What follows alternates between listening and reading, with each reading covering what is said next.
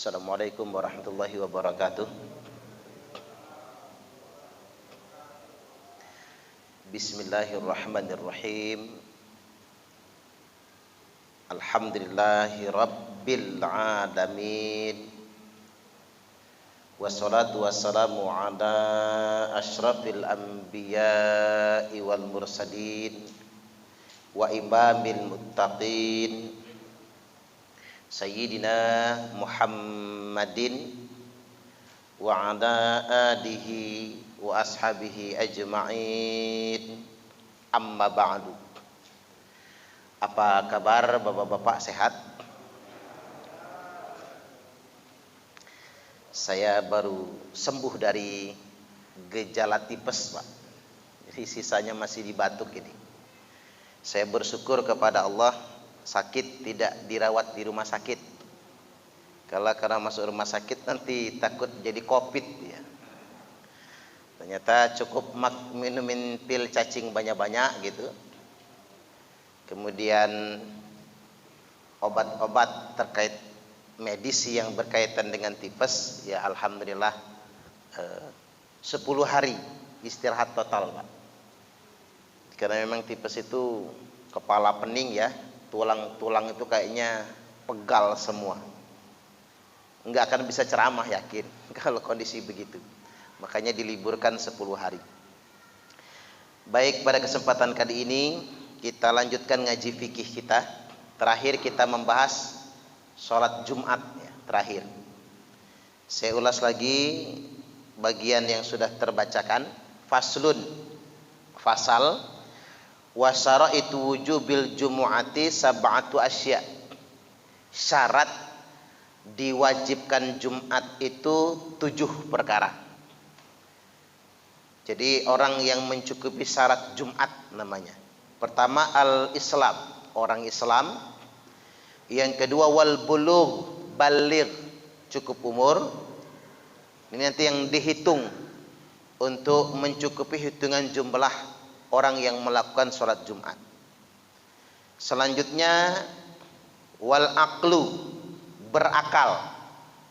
Jadi orang gila itu walaupun dia ikut Jumatan, dia tidak masuk hitungan 40 karena dia tidak disebut ahlul jumu'ah. Ahlul jumu'ah itu yang mencukupi syarat mengerjakan sholat Jumat. Selanjutnya wal hurriyah, orang merdeka. Jadi kalau ada budak sahaya ikut Jumatan, maka dia tidak masuk dalam hitungan. Selanjutnya wadzukuriyah, laki-laki. Jadi kalau ada perempuan 20, laki-laki 20, maka ahlul jumu'ahnya cuma 20. Tidak dianggap 40. Karena yang lain perempuan. Yang dikatakan ahlul jumu'ah itu dia harus laki-laki. Selanjutnya wasihah, sehat. Makanya orang sakit tidak diwajibkan berangkat Jumatan. Wal istiton mustautin. Istiton itu atau mustautin itu orang tempatan. Jadi walaupun 100 orang tapi musafir, maka dia tidak dihitung sebagai ahlul jumu'ah. Karena dia statusnya sebagai musafir. Jadi ini untuk menentukan nantinya syarat wajibnya Jumat ini juga menentukan 40 orang yang mencukupi syarat diselenggarakannya Jumatan. Selanjutnya wasyara itu fi'liha, syarat penyelenggaraan. Kan kalau yang awal tadi Pak, 7 syarat orang diwajibkan mengerjakan sholat Jumat. Jadi kalau dari 7 syarat itu kurang, artinya sebaliknya, maka dia nggak wajib Jumatan. Ini kewajiban individu untuk melakukan ibadah sholat Jumat. Nah sekarang ada syarat kedua, syarat penyelenggaraan Jumatan.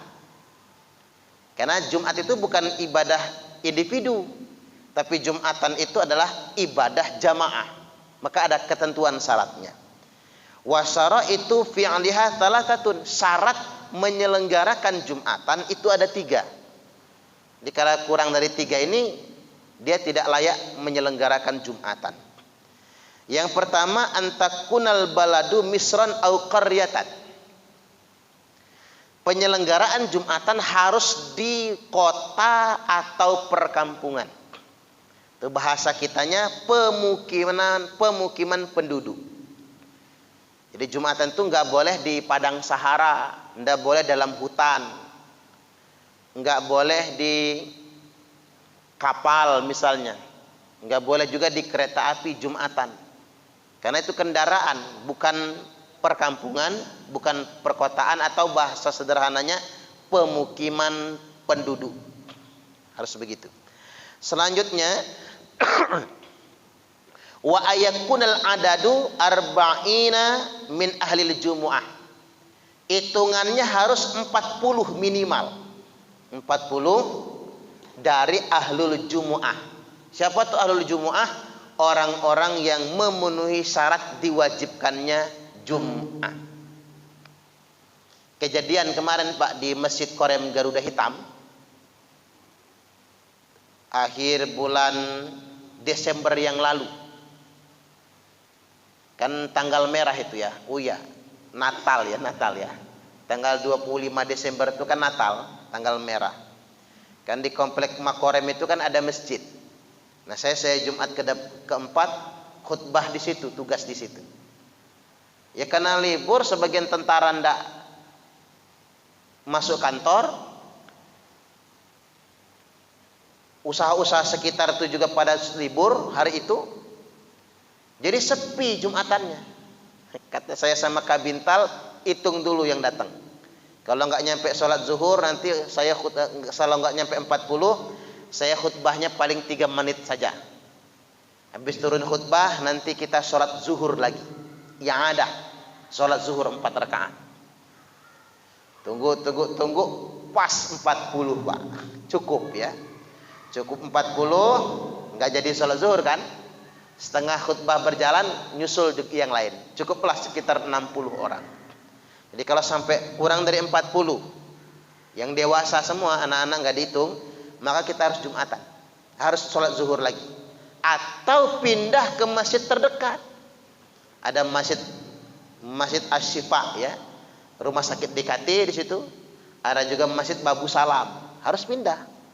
Jadi kita nggak boleh memaksakan menyelenggarakan Jumat, padahal nggak ada jamaahnya, nggak boleh.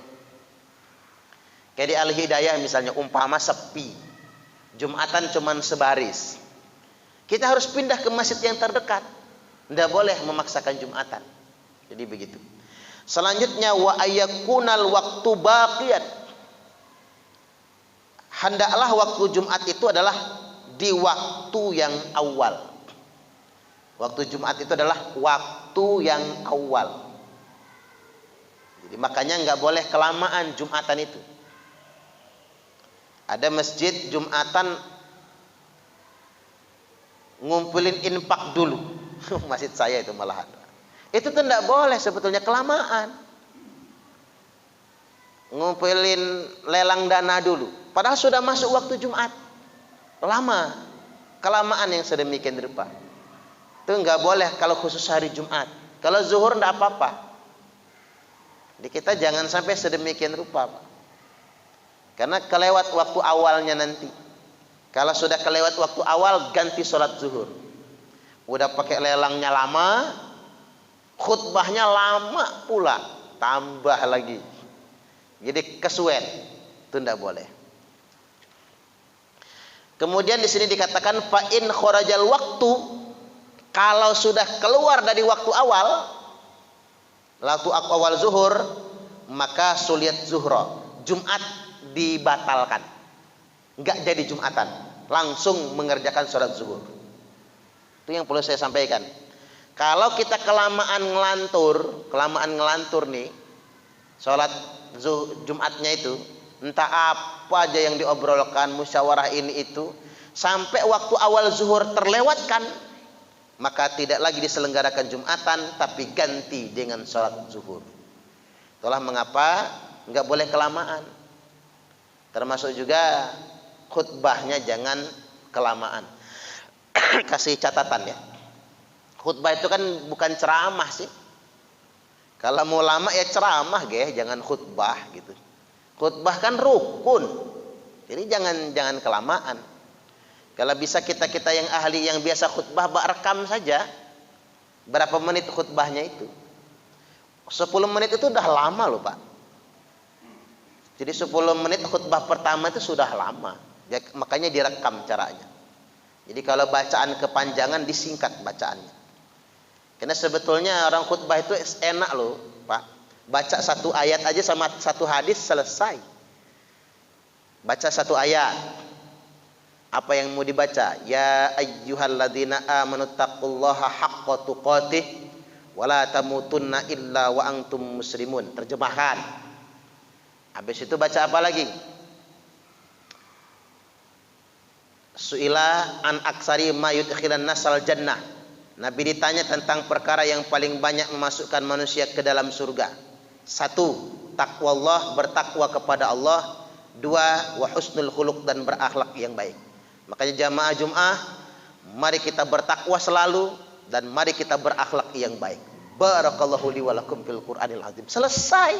Khutbah sah itu Pak.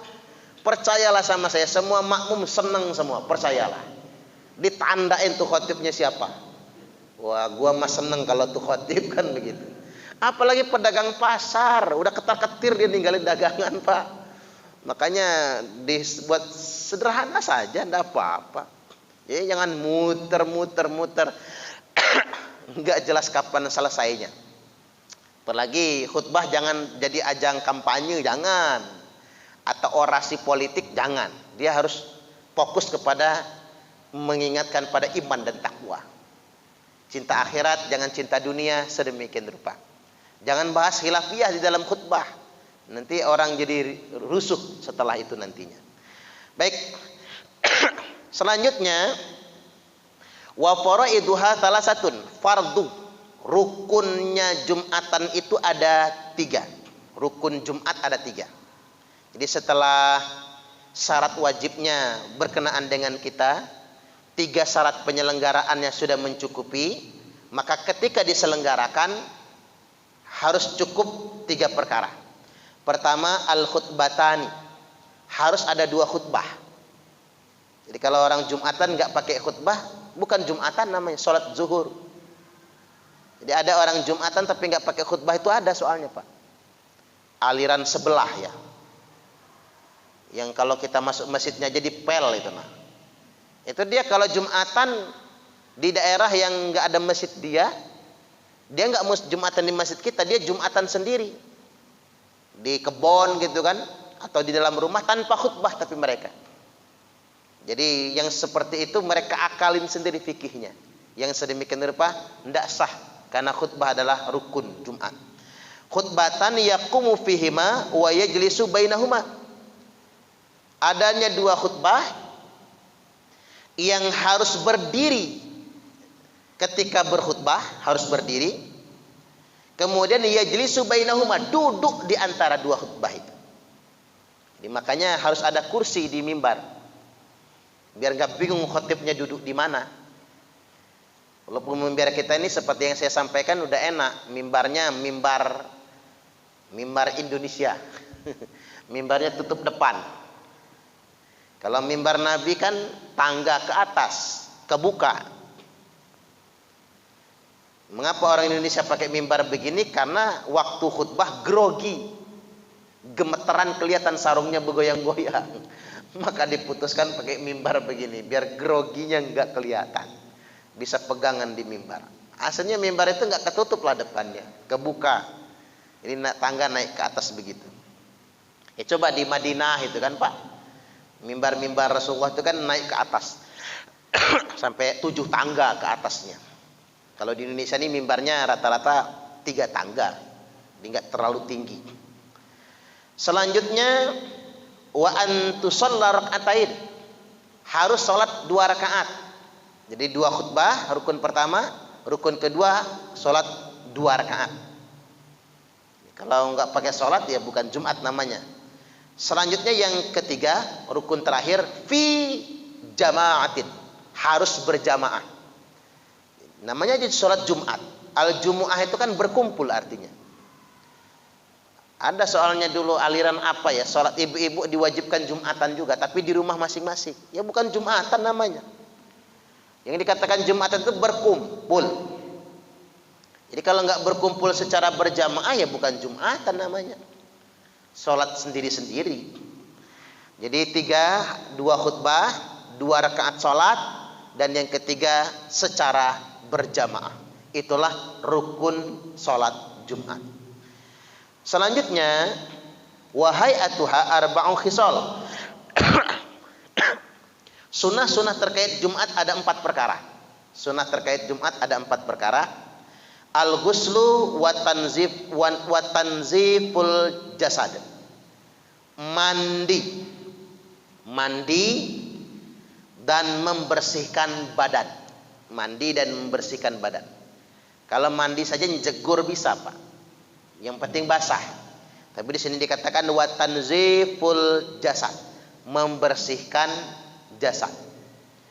Makanya bahasa kitanya keramas lah ya. Mandi bersih, mandi besar, bukan cuma membasahi badan. Karena zaman dulu juga banyak laki-laki mandi tapi rambut tak dibasahi. Ya karena memang rambutnya panjang-panjang, Pak. Kan sebahu rata-rata rambut orang zaman dahulu.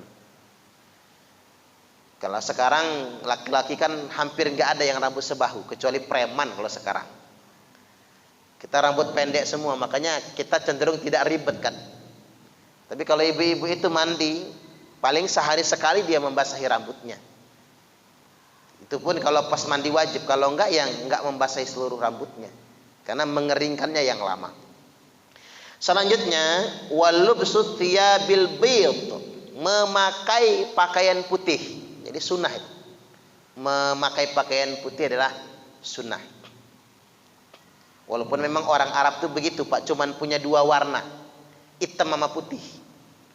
Ibu-ibunya hitam, bapak-bapaknya putih. Enggak ada warna lain. Enggak ketemu orang Arab pakai baju pink, enggak ketemu. Pink, biru, gitu, kuning enggak ketemu. Kalau dia udah pakai baju berwarna bukan orang Arab tuh. Itu faktor budaya. Kebudayaan mereka memang tidak suka mengekspresikan warna yang terlalu banyak. Beda dengan Indonesia. Ibu-ibu kan suka dengan banyak warna. Ini faktor budaya. Selama tidak diharamkan syariat, kita nggak boleh mengharamkannya. Jadi begitu. Hanya saja Nabi menyukai kalau hari Jumat memakai baju putih. Selanjutnya wa ahdudz dzufur. Disunahkan bagi kita semua untuk memotong kuku. Jadi kuku dipotong pada hari Jumat. Selanjutnya watib, memakai wangi-wangian. Jadi yang paling disukai Nabi adalah laki-laki yang keluar rumah dengan memakai wangi-wangian. Apalagi ke masjid memakai wangi-wangian. Itu punya background juga, Pak. Karena orang zaman itu kan mandi jarang. Karena mandi jarang maka karena kan susah air, nggak seperti zaman sekarang di Arab. Kalau sekarang kan air laut yang sudah ditawarkan disalurkan ke rumah-rumah. Bahkan air itu bisa langsung diminum. Air-air di keran hotel itu atau keran-keran rumah di Saudi Arabia itu semua bisa diminum. Keran-keran di taman itu langsung bisa diminum. Kualitasnya sama dengan isi air mineral ini. Jadi bisa langsung diminum memang. Karena mereka sudah punya banyak duit untuk mengupayakan itu. Kalau zaman dahulu air memang susah, orang jarang mandi. Dampak jarang mandi ya bau lah. Maka Nabi menyukai para sahabat untuk selalu memakai wangi-wangian. Termasuk yang paling disukai adalah memakai wangi-wangian ketika ke masjid. Selanjutnya, wa yustahabbul insatu fi waqtil khutbah. Disunahkan mengeraskan suara ketika berkhutbah. Jadi suara itu volumenya dinaikkan. Apalagi zaman itu kan banyak orang tapi tidak ada pengeras suara. Kalau zaman sekarang sudah ada pengeras suara. Dan zaman itu bedanya tidak bising sih, Pak. Walaupun tidak ada pengeras suara kan tidak bising. Kalau zaman sekarang kan bising, suara mobil, kendaraan, suara pasar, sangat bising sekali. Maka didukung oleh pengeras suara. Selanjutnya, wa man dakhala wal imamu yaktubu shalah rak'atain khafifatain tsumma yajlis. Barang siapa yang masuk ke dalam masjid ketika Jumat sedangkan imam sedang berkhutbah, wal imamu yaktubu, sedangkan imam sedang berkhutbah, shalah rak'atain, maka ia hendaknya salat 2 rakaat.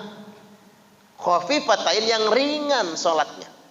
Salat 2 rakaat yang ringan, tsumma yajlis, lalu duduk.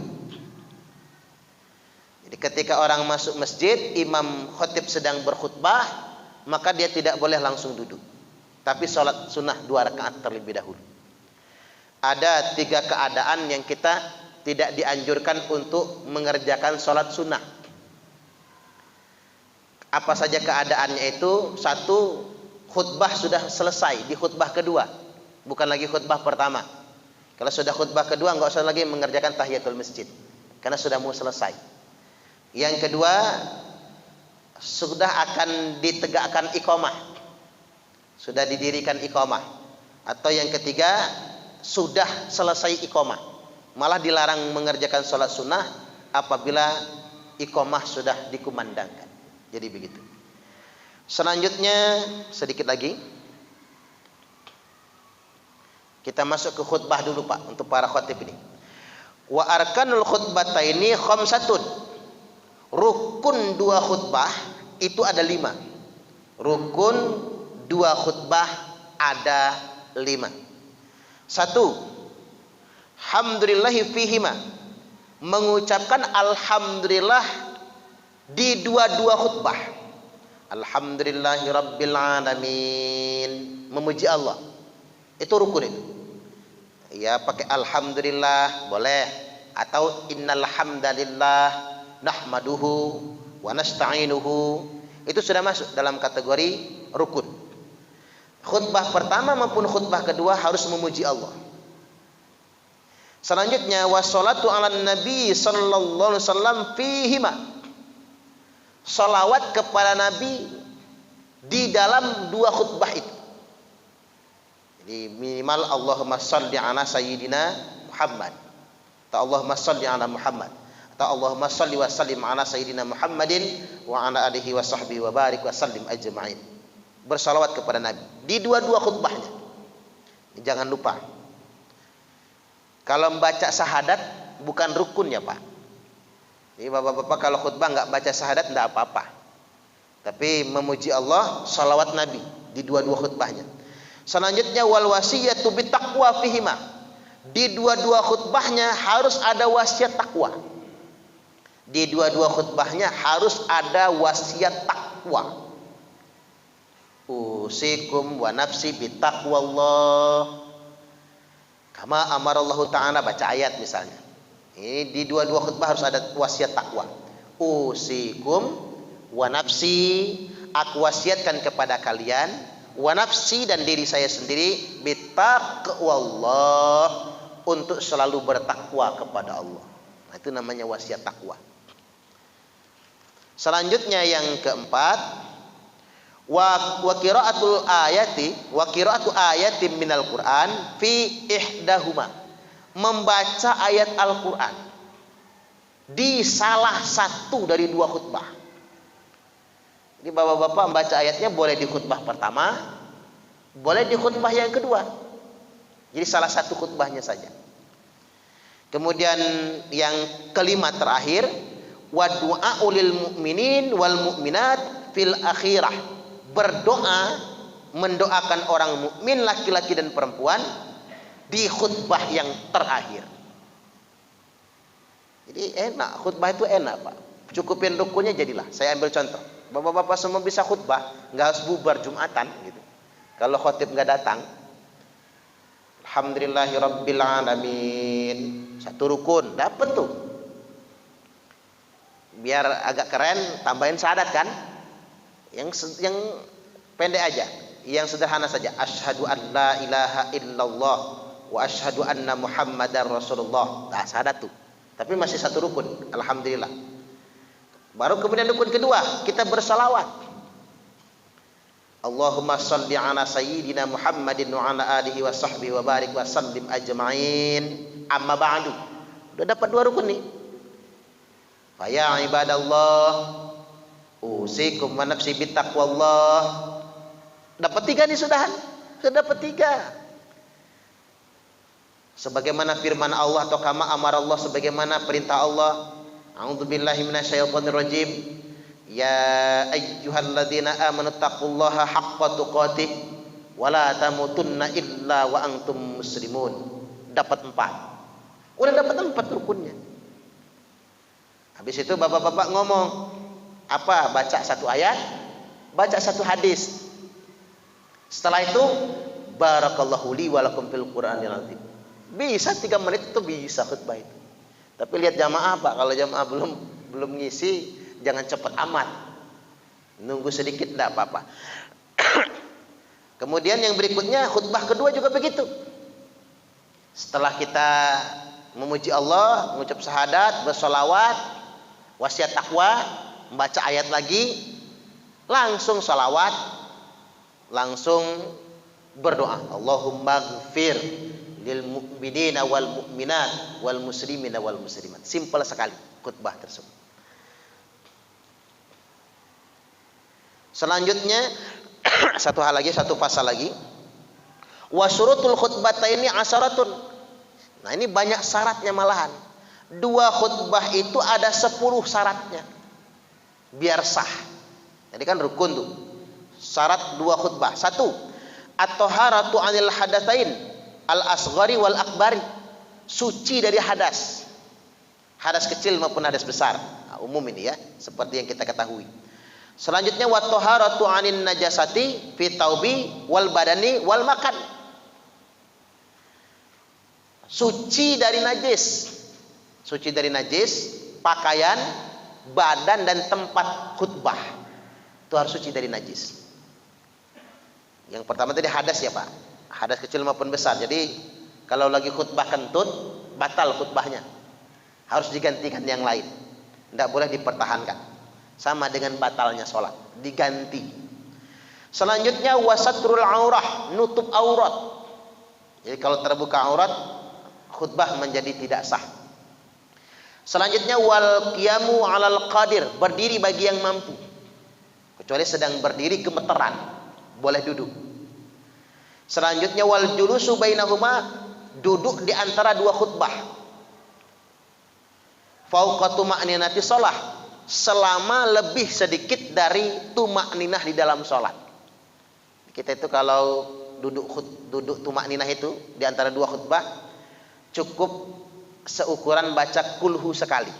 Qul huwallahu ahad, Allahus samad, lam yalid wa lam yulad wa lam yakul lahu kufuwan ahad. Udah cukup itu. Kemudian berdiri lagi. Selanjutnya wal muwalatu bainahuma, berurutan dari 2 khutbah itu. Tidak boleh terputus, berurutan. Makanya tadi kalau batal, jangan ngomong tunggu sebentar, tak wudhu dulu ya. Tungguin saya nanti khutbah lagi, enggak boleh. Ganti langsung. Jadi enggak bisa terpotong kemudian berwudhu ke belakang. Selanjutnya wal muwalatu bainahuma wa bainas shalah, khutbah dan salat harus berurutan. Khutbah dan salat harus berurutan. Habis khutbah kepending misalnya, ngebukin begal motor. Udah selesai ngebukin begal, pulang lagi ke masjid sholat Jumat, nggak sah. Harus ganti sholat zuhur itu sholat. Jadi jangan Jumat lagi, karena sudah terputus dia. Gara-gara ada yang teriak maling, misalnya, lari semua ngegebukin maling gitu. Termasuk imamnya juga lepas sarung gebukin maling. Maka sholatnya nanti ganti zuhur, nggak bisa Jumat lagi. Selanjutnya wa angtakuna bil arabiyah, khutbah harus berbahasa Arab. Khutbah harus berbahasa Arab. Makanya rukunnya harus bahasa Arab Pak ya. Rukun khutbah itu harus berbahasa Arab. Dia tidak boleh berbahasa Indonesia. Rukun khutbah, kalau isi tausiahnya, nasihatnya, itu boleh bahasa Indonesia, bahasa kaumnya. Asal jangan kepanjangan. Perlu saya sampaikan sekali lagi, khutbah kalau isinya sudah orasi politik, dia bukan lagi khutbah. Itu pengurus masjid boleh menghentikan. Mohon maaf, khutbahnya sudah politik, hentikan saja atau tutup khutbahnya, boleh. Karena dia harus ada mauidhah, harus mauidhah. Tidak boleh dia membawa sentimen. Bukan tidak boleh berpolitik. Karena yang masuk masjid itu bukan cuman orang PKS, bukan cuman orang PKB. Orang PDI juga ke masjid. Islam juga dia kan. Orang Golkar juga ke masjid. Jadi orang Demokrat juga ke masjid. Jadi nggak boleh. Makanya kita bahas-bahas politik di masjid. Misalnya bahas calon wali kota. Calon wali kota kita aja. Yang lain kita salahkan misalnya. Ya marah pendukung yang lain. Riweh, bukan Jumatan itu namanya. Ini kejadian Pak di belakang Immanuel itu. Khotib sedang khutbah ditunjuk-tunjuk makmum. Gara-gara khotibnya ngejelekin salah satu calon presiden. Pendukungnya ngamuk. Emang yang Islam calon lu doang, kata dia. Ribut Pak dalam masjid. Bubar Jumatan. Karena tadi nggak boleh memang. Nggak boleh di dalam masjid itu begitu. Umumkan, bahas saja yang umum. Yang takwa sifatnya. Yang menyatukan. Karena latar belakangnya berbeda. Saya ingin luruskan sedikit ya Pak. Di grup-grup WhatsApp itu, hindari sekali kita mempost yang tendensius. Kadang orang kan sok pinter. Siapa bilang tidak boleh bahas politik dalam grup WhatsApp? Nanti kita jadi buta politik. Bukan buta politik. Karena di grup WhatsApp itu latar belakangnya berbeda-beda. Ada yang dari situ, ada yang kelompok ini, kelompok ini. Ketika kita menjelekkan satu kelompok, yang lain tersinggung, bubarlah grup WhatsApp itu. Makanya menurut saya, orang yang suka nyebar informasi negatif, termasuk politik di grup WhatsApp, dia tidak menghargai pertemanan di situ. Makanya saya sarankan grup-grup WhatsApp itu, ada beberapa masjid Pak bubar. Kata saya, daripada ribut sesama jamaah masjid nanti nggak akur, bubarkan saja grupnya itu, kata saya. Berdebat dalam grup, antem-anteman gitu, gara-gara isu politik. Itu kan grup Masjid Al-Hidayah, istilahnya kan begitu umpama. Yang kita bahas tentang kemakmuran masjid, gimana caranya saling memotivasi. Tiba-tiba berantem. Oh, antem-anteman. Begitu ketemu di masjid, salaman aja nggak mau lagi. Sekarang cukup alasan lagi Pak. Corona nggak mau salaman kan? Nah itu jangan sampai sedemikian rupa. Makanya menurut saya, orang kalau di grup-grup WhatsApp suka memposting yang kayak gitu-gitu, dia tidak menghargai temannya yang lain. Kalau dia menghargai pertemanan, nggak begitu caranya. Apalagi di dalam ibadah, tidak boleh sama sekali itu. Harus dihindari, karena semua orang tidak mungkin sama cara pandangnya sama kita. Jadi begitu. Tapi kalau khutbahnya isinya begini, Bapak Ibu, walaupun kita beda pilihan, tapi kita harus menjaga persaudaraan. Bagus. Harus begitu memang. Tapi kalau sudah nyerang, enggak boleh. Karena ngapa? Semua itu pendapat, aspirasi. Jadi orang tidak sama pendapatnya. Baik, saya lanjutkan sedikit lagi. Harus berbahasa Arab ya, harus berbahasa Arab. Wa ayusmi ahuma arba'ina, dan yang mendengarkan khutbah harus 40 orang. Nah, kembali menguatkan di madzhab Syafi'i tadi. Selanjutnya yang terakhir, wa antakuna kulluha fi waqti zuhri. Jumatan itu dari mulai khutbah sampai sholat Jumatnya semua harus dikerjakan pada waktu zuhur. Baik, demikian kajian kita. Saya buka sesi tanya jawab. Saya persilahkan.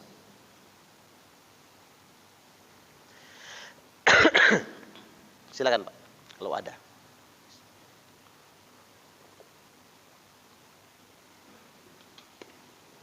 Ya, mana dulu? Ya, silakan Pak.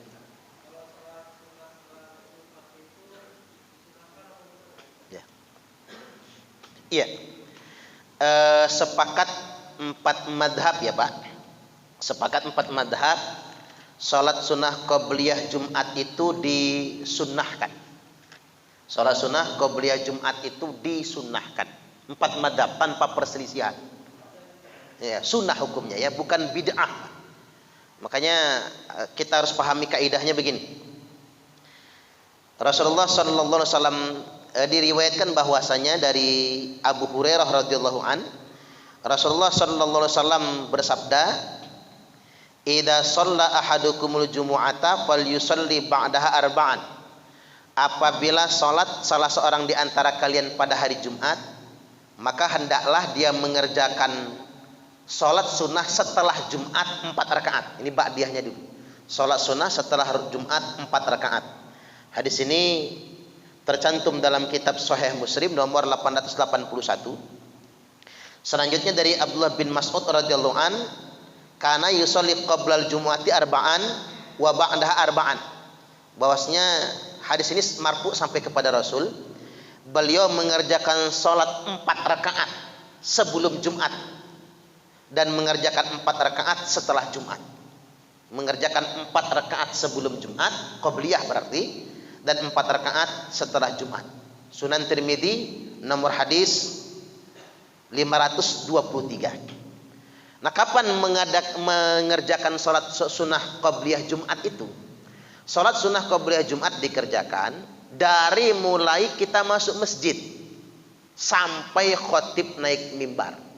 Makanya maquddirolah. Jadi salat sunnah qabliyah Jumat itu semampu kita. Makanya boleh diperbanyak. Tapi yang umum dikerjakan 4 rakaat dan 2 rakaat. Itu yang umum dikerjakan sampai khotib naik mimbar. Makanya di masjid yang mengerjakan adzan Jumat 2 kali, setelah adzan pertama masih disunahkan sholat. Tapi setelah adzan kedua berarti khotib sudah naik mimbar, tidak disunahkan sholat qabliyah Jumat lagi. Dan sholat adzan 2 kali itu pak ijma'nya sahabat itu. Jadi di zaman Utsman banyak kan orang ngadu kan, azan Nabi sekali, azan sahabat 2 kali. Hebatan mana Nabi sama sahabat? Mending ikut Nabi daripada ikut sahabat. Itu kalau orang sudah ngomong kayak gitu, dia nggak paham usul fikih namanya, nggak paham ilmu fikih. Padahal ulama 4 madhab sepakat sunnahnya adzan 2 kali. Jadi karena cara berpikir orang awam itu beda dengan ulama. Ulama bagaimana cara berpikirnya? Yang paling paham dengan sunnah Nabi itu bukan kita, tapi yang paling paham dengan sunnah Nabi adalah para sahabatnya. Betul nggak kira-kira? Itu yang paling paham. Makanya ketika sahabatnya mengamalkan, itu termasuk sunnah Nabi, marfu kepada Nabi. Jadi zaman Utsman bin Affan itu manusia sudah semakin banyak, pasar-pasar semakin ramai. Begitu diterapkan adzan Jumat sekali, seperti sebelumnya sudah dibiasakan, orang belum kumpul di masjid. Maka amara Utsmanu bi adzanin tan, maka Utsman memerintahkan adzan kedua. Maka dibuatlah adzan dua kali. Jajal aja Pak di Al-Hidayah kalau adzan cuma sekali. Belum ngumpul jamaah. Kita sudah mulai Jumatan. Khotib sudah mulai berkhutbah, mending sekarang jam 12 lewat. Kalau jam setengah 12 sudah Jumat, kita selesai Jumatan makmum dari pasar baru berdatangan. Karena adzannya sekali. Kita mengapa dibuat adzan 2 kali? Maka semua sahabat sepakat. Utsman, Ali, Abu Hurairah, Abdullah bin Abbas, Abdullah bin Umar, Abdullah bin Mas'ud, Abu Musa al-Asy'ari, semua ratusan ribu sahabat sepakat adzan Jumat dibuatlah 2 kali. Nah, makanya sampai sekarang baik di Mekah maupun Madinah adzan Jumat 2 kali. Apalagi puncak haji azan Jumat 3 kali. Setelah azan pertama ada sholat qabliyah Jumat, orang pada sholat semua. Baru kemudian khotib naik mimbar, azan kedua tidak ada lagi sholat qabliyah. Jadi begini, tidak ada lagi perdebatan sebetulnya mengenai boleh tidaknya sholat qabliyah. Karena ulama sudah sepakat tentang perkara itu, tentang qabliyah Jumat. Hukumnya sunnah selama khotib belum naik mimbar. Jadi begitu. Silakan berikutnya Pak.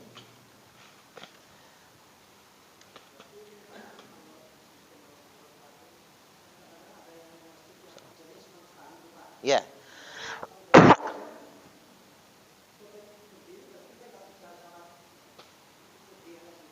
Iya, bukan lagi qabliyah dia, tahiyatul masjid jadinya. Jadi ketika khatib sudah naik mimbar berarti Jumat sudah dimulai. Makmum yang masuk itu tidak disebut sholat qabliyah Jumat. Makmum yang baru masuk mengerjakan sholat tahiyatul masjid.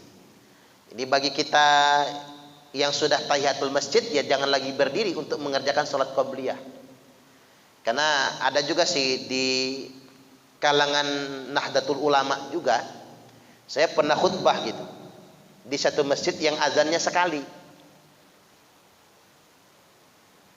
Saya lagi khutbah, berdiri Pak Kiainya itu, Pak Kiai itu untuk mengerjakan sholat qobliyah Jumat. Selesai Jumatan, saya tanya, Pak Kiai mau sholat apa? Ya qobliyah Jumat. Di sini kan adzan sekali, makanya saya sholat qobliyah sendiri. Nah itu pendapat pribadi beliau. Beliau tetap mengerjakan sholat qobliyah Jumat, padahal khatib sudah naik mimbar. Padahal tadi sudah sholat tahiyatul masjid. Nah, tapi kalau pendapat saya, tidak boleh lagi mengerjakan qobliyah Jumat kalau khatib sudah naik mimbar. Karena serangkaian sholat sudah dimulai. Jadi sedemikian rupa ketetapannya. Jadi tetap tidak diperkenankan. Kalau ya kita ngikut, di mana bumi dipijak, di situ langit dijunjung. Masjidnya azan sekali ya sudah. Kita tidak mengerjakan sholat qobliyah Jumat, tapi cukup tahiyatul masjid. Tapi kalau masjid itu azannya 2 kali, maka qobliyah Jumat bisa dikerjakan sejak awal setelah itu. Jadi demikian. Silakan, masih ada? Terusin Pak, ya nggak apa-apa. Boleh, boleh.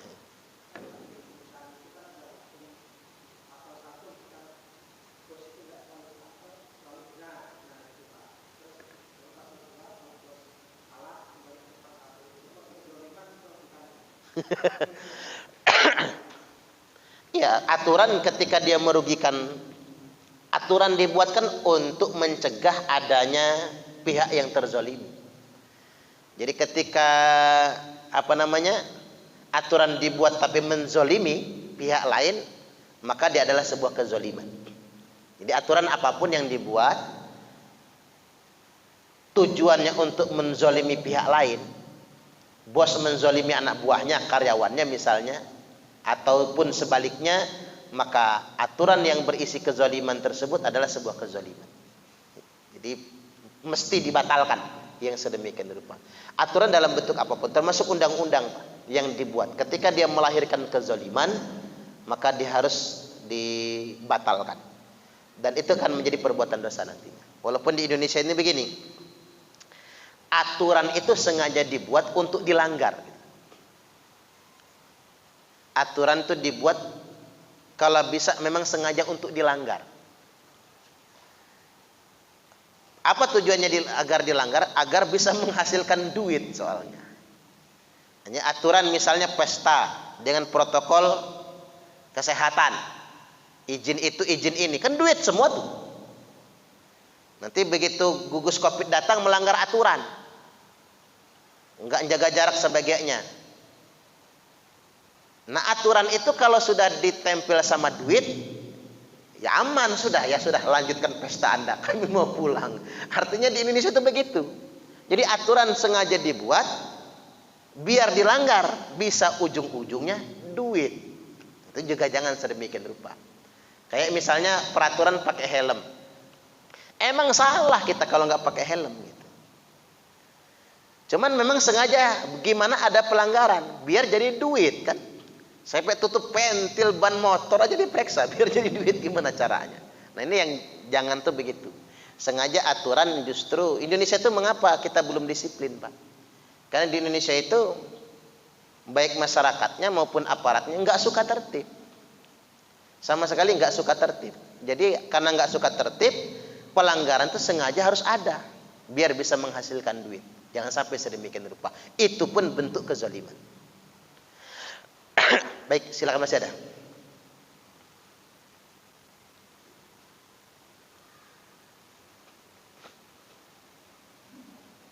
Lanjut. Udah adzan belum? Belum ya?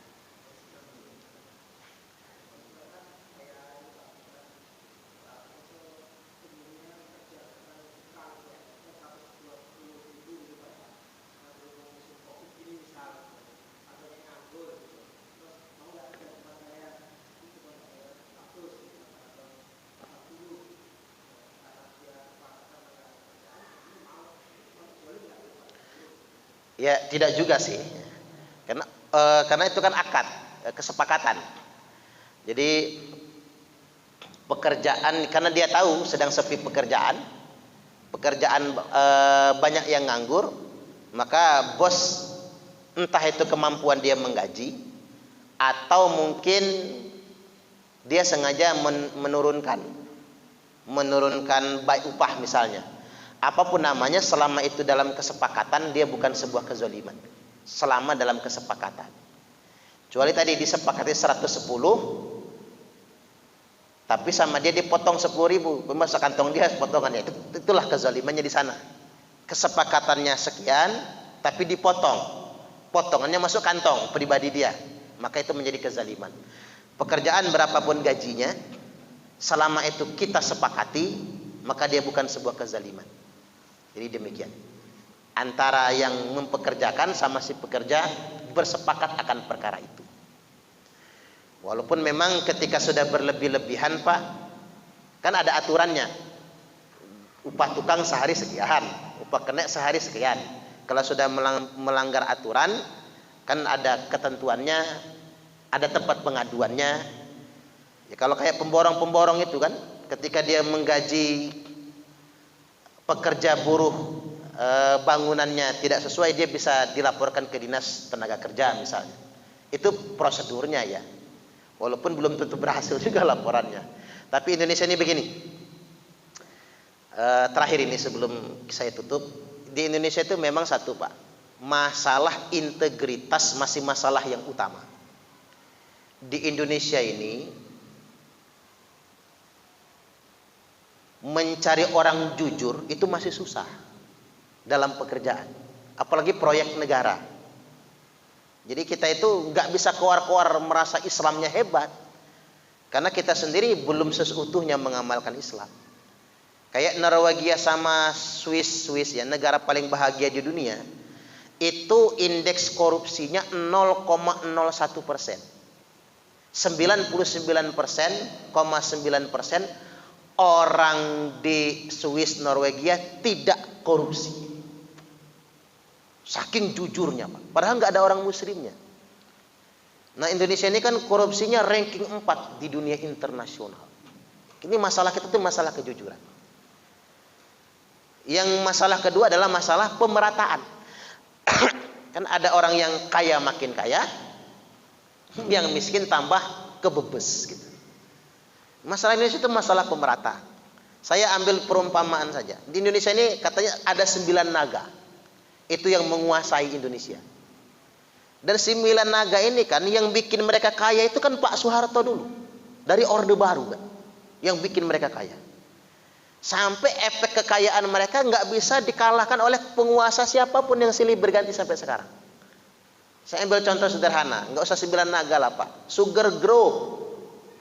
Ngapa Sugar Group bisa mempengaruhi siapapun yang jadi gubernur bisa? Saya aja kalau didukung Sugar Group jadi saya gubernur, walaupun nggak punya pengalaman politik, karena duit. Sugar Group itu sudah puluhan tahun, ratusan tahun menguasai tanah di Lampung ini. Sedangkan banyak rakyat Lampung nggak kebagian tanah, malah di musik itu bacok-bacokan Pak, rebutan tanah itu. Allahu Akbar. Nah artinya memang pemerataan dan kesejahteraan. Makanya perjuangan kita masih panjang. Daripada saling menyalahkan satu sama lain, menurut saya revolusi mental itu adalah revolusi kejujuran. Gimana caranya penyelenggara negara dan seluruh rakyat Indonesia itu belajar jujur. Itu nomor 1 dulu. Ini dana Covid aja Pak, sampai Menteri Sosial masuk penjara kan. Susah betul jadi orang jujur di Indonesia ini, susah betul untuk mencari kejujuran. Yang kedua pemerataan. Ya mudah-mudahan setiap silih berganti pemimpin kita betul-betul mempertimbangkan 2 hal ini. 1, revolusi mental, menata kejujuran. Yang kedua pemerataan dan kesejahteraan. Insya Allah kalau itu sudah terwujud, mudah-mudahan Indonesia semakin maju dan semakin diberkahi. Allahumma amin, amin ya rabbal alamin. Baik, demikian saya ini akan kajian di Masjid Al-Hikmah. Jadi saya langsung beranjak Pak. Mudah-mudahan ini semua bermanfaat. Kita tutup dengan kifarat majelis. Subhanakallahumma wa bihamdika asyhadu an la ilaha illa anta astaghfiruka wa atubu ilaik. Assalamualaikum warahmatullahi wabarakatuh.